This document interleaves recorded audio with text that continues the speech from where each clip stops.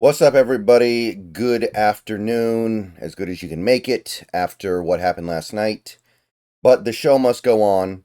Things must proceed as usual. And as of right now, we don't have any meaningful updates on Geno Smith's injury. So we're going to go ahead with the usual scheduled Monday content until we get something else. So we got a Snap Count Monday here. We got just basically a rundown of the snap counts of the various players that are eligible to not play the whole game. You guys know the drill. You guys know what it's all about. So let's go ahead and take a look. Starting with the offense. Offense, 59 snaps, which, I mean, it's not that bad of a number, but at the same time, you look at the way that game went in the second half where we could barely get first downs after Geno went out of the game. And it was mostly because we just kept getting the ball back really quickly in the second half more than anything good the offense was doing. So hard for me to be very optimistic and praiseful on that, but 59 total snaps, not the worst, admittedly. And the way we split these snaps, you had 47 snaps to Charbonnet, so he played relatively close to the whole game. Not the whole game, like close to 80%. McIntosh gets 9 snaps. Holani gets 3. So not a lot of balance here, which you wouldn't expect in a game that you're trying to win. Charbonnet's a much better player than McIntosh or Holani, and he was doing fairly well last night too. So is what it is there. Not a lot to say. Wide receivers, again, kind of in line with expectations. You got DK Metcalf and JSN playing almost the whole game. At this point, I think both those guys are probably, as long as they're fully healthy, and it seems like both are as close to fully healthy as you're going to get, going to play basically the whole game in games like this where you have to abandon the run early. Lockett gets 45 snaps, which is probably more than we would like to give him. But in a game like this where you fell behind 14-0 in the blink of an eye, you got to go with it. So he's not what he used to be at all. He doesn't really get open all that often anymore. A lot of plays where Geno doesn't even really look his way because he doesn't have time to. I mean, how often is Tyler Lockett going to be your first read at this point in his career? But played a lot. Jake Bobo, 15 snaps, so about a quarter of the game. Did make one nice third down catch, I guess, but we're still continuing to see his limitations. Nice story, but there's just not a lot there. And Derek Young, 3 snaps, was the only other receiver to get anything. And really not a ton else to say. Pretty much what you would expect for a game like this. Not a lot of action from the tight ends this week. Noah Fant, 35 snaps, so a little more than half the game. Pharaoh Brown, 10. So he's truly become an afterthought in this offense. And I know we were trying to go a lot of 3 receiver sets in this game. In fact, we almost lived in 3 receiver sets, mostly because I think we fell behind so quickly that we just had to spread it out and hope for the best. But Pharaoh Brown has become a complete afterthought in this offense. And luckily his contract is only the 1 year. So no sense in bringing him back. He might not get to 250 snaps on the season. And I know he missed the first 2 games, but for a guy we gave over $3 million to in the offseason, you're definitely not thrilled about that money spread. And AJ Barner did play a little bit more, 17 snaps, but you're still looking at like, what, 30%? Really not a significant amount at all. So we basically, if you do the math, we lived in 11 personnel basically the whole game. It was just straight 11 personnel. And that's obviously where Ryan Grubb wants us, and that's probably where the strength of the team is. But at the same time, when your pass protection is that atrocious, you probably needed to adjust at some point, and we didn't do it. And it's stuff like this that makes people wonder about Ryan Grubb. It's stuff like this that makes people wonder, is he the guy? I've generally been pretty pro Ryan Grubb this year, but the last few weeks I've been I've been questioning this. I've been wondering, is this the best route? Is this the best avenue? There may not be that much time left with this core, and if Ryan Grubb isn't going to be the guy to get the best out of it, then you gotta do something else. And I wonder if you look at a game like this where you can see we lived in 11 personnel and we paid for it very dearly with how poor our pass protection was. Maybe that's a mistake, and if it is a mistake, it's hard to put it on anybody but Ryan Grubb. Okay, offensive line did mix and match a little bit in this game, a little bit because of garbage time. You can see that Charles Cross and Laken Tomlinson played every snap except for 3, and those 3 snaps were taken by Christian Haynes and Mike Jarrell. So they got the 3 garbage time snaps. That doesn't really mean much. The game was over. Abe Lucas did play every snap, as did Lomia. So they were able to complete the game. Neither played well, in my estimation.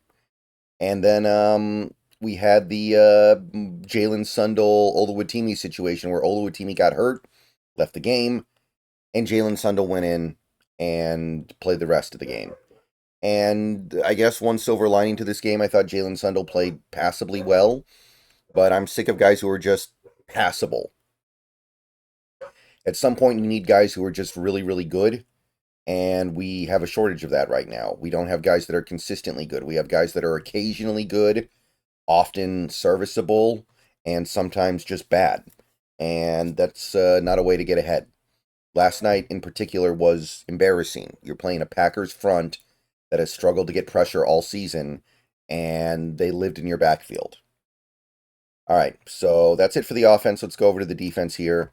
64 snaps, which isn't bad. 64 snaps defensively is fine, but they really didn't kick into gear until the second half. The first half was an embarrassment. The first half was some of the worst defense this team has played all year. Nothing really went well. We allowed 4 scoring drives. It was 14-0 before you could blink.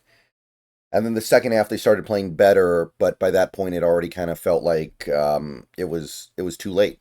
It was, you give up 20 points in the first half, and it's hard for me to say that you salvage things in the second half because, really, game's already feels like it's over. But defensive line, I guess one thing I can say is the rotations were relatively good. Like, nobody played more than the 46 snaps of Leonard Williams. Murphy played 41. Jaron Reed played 34. That's a pretty reasonable amount, especially because we're getting close to the end of the season here, and these players are probably wearing out a little bit. And then you see Jonathan Hankins get 22 snaps, like, a third of the game. Roy Robertson Harris gets a little less than 25%, so maybe like 20%. But none of them really played well. I thought that everybody on the defensive line was pretty bad to my eyes, just getting blown off the ball on every single play. Leonard Williams made some plays in the second half, but to me, again, like playing that poorly in the first half kind of disqualifies it. So I can't rally behind that and be like, yeah, that's a something I can hang my hat on. So I don't know what's going on, but none of them performed, in my opinion. But the rotations are fair, right? This is probably about where you want to be in a game like that. Linebacker, we had Tyrese Knight play every snap except for 1, and he actually played more snaps than Ernest Jones, who played every snap but 3.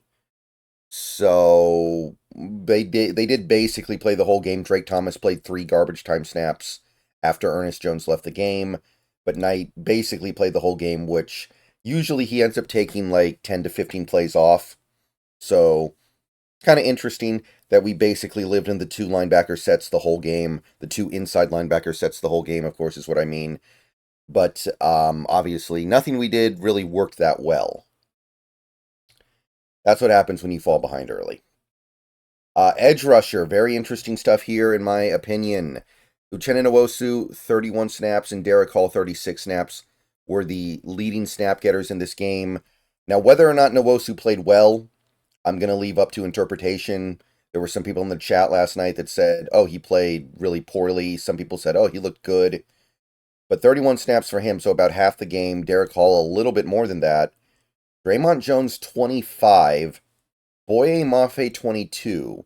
Now, on one hand, I appreciate the fact that nobody's playing a ton, and this is a rotation that I think that the Seahawks can feel really good about overall. But Boye Mafe playing barely more than a third of the game, that makes you wonder if he's okay. Is his knee not right? Is he hurt? Is he still not health-wise where he needs to be? Like 22 snaps for Boye Mafe. I didn't know it was that bad watching the game last night, but that guy